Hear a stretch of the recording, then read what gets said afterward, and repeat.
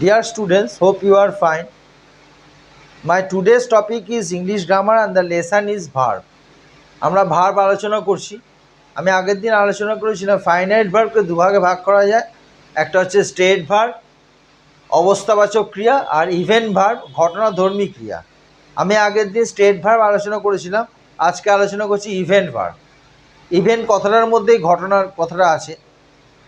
তো event verb that denotes an event or happening with a definite beginning and end is called event verb. অর্থাৎ যে ভার্বের নির্দিষ্ট শুরু এবং শেষ আছে, যে ভার্ব কোনো ঘটনাকে নির্দেশ করে তাকে ইভেন্ট ভার্ব বলা হয়।